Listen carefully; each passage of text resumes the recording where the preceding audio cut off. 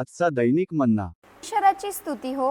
नवा दिवस नवी आशामध्ये तुम्हा सर्वांचं स्वागत आहे. घेऊन वाचूया स्तोत्र संहिता 103:13. वडील मुलांच्या बाबतीत जितके दयाळू असतात तितकाच दयाळू पिता परमेश्वर त्यांच्या भक्तांच्या बाबतीत असतो. वडील मुलांच्या बाबतीत जितके दयाळू असतात तितकाच दयाळू परमेश्वर त्यांच्या भक्तांच्या बाबतीत असतो. तर ह्या वचनमध्ये आपण बघू शकतो की एका वडिलाची तुलना परमेश्वराबरोबर केली आहे. या जगामध्ये परमेश्वराने आपल्या सर्वांना वडील दिले आहे, पिता दिले आहे, जे आपली काळजी घेतात. आपल्याला आई वडील दिले आहे, जे आपली काळजी घेतात. जर आपल्याला काही झालं तर ते आपल्याला मदत करून येतात आणि आपल्याला काही तकलीफ असली तर आपण आपल्या वडिलांना या आपल्या आईला जाऊन सांगतो की आई मला ही तकलीफ आहे, किंवा वडिलांना सांगतो की मला ही तकलीफ आहे. तर आणि ते आपली तकलीफला ऐकून, आपल्या समस्येंना ऐकून ते आपली मदत करतात. तसाच आपला स्वर्गीय पिता पण जेव्हा आपल्या जीवनामध्ये आपल्याला काही तकलीफ असते, काही वेदना असतात, जेव्हा आपण आपल्या स्वर्गीय पिताला आपण बोलवतो परमेश्वरा माझी सहायता कर म्हणून, तर तो परमेश्वर आपल्याला सहायता करतो. वचनमध्ये जर आपण पाहिलं तर उडाऊ पुत्र बघू शकतो की तो एकदम म्हणजे त्याने आपल्या पिताकडनं त्याचा सगळा जो हक्क होता तो मागितला आणि व्यर्थ गोष्टींवर, जे चांगल्या नाही आहे, सगळ्या व्यसनांमध्ये, सगळ्या गोष्टींमध्ये त्याने त्याचं सगळं पैसे खर्च करून टाकले.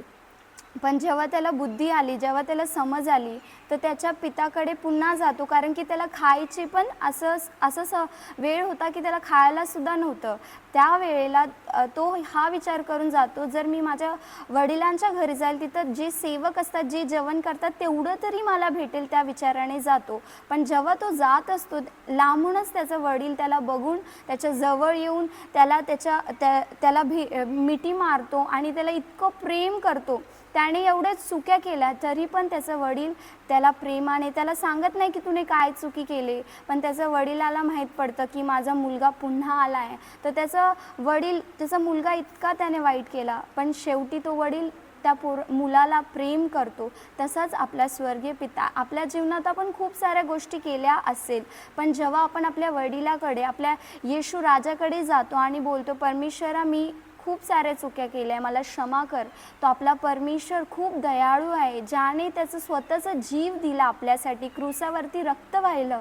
तो आपल्यासाठी काय नाही करणार, फक्त आपण आपल्या जीवनामध्ये ज्या आपण काही गोष्टी वाईट केल्या त्याचा आपण पश्चाताप करायला पाहिजे. आणि आपला परमेश्वर दयाळू आहे आणि तो आपल्याला क्षमा करतो. चला हे वचन आपण ग्रहण करूया आणि प्रार्थना करूया. स्वर्गीय पिता परमेश्वर, आम्ही तुला धन्यवाद देतो की जसा वडील त्याच्या मुलावर प्रेम करतो, जसं त्याच्यावर दयाळू असतात, तसा स्वर्गीय पिता परमेश्वर तू आम्हावर दयाळू आहे. जेव्हा आम्ही तुझ्या जवळ येतो तू आमची सहायता करतो, आम्हाला प्रेम करतो, म्हणून धन्यवाद परमेश्वरा. बघणाऱ्या हर एक जणांना परमेश्वर तू आशीष कर परमेश्वरा, आणि त्यांच्या जीवनामध्ये परमेश्वर तुझ्या नावाची महिमा कर राजा. येशूच्या नावात प्रार्थना ऐक माझ्या स्वर्गीय पिता. आमेन.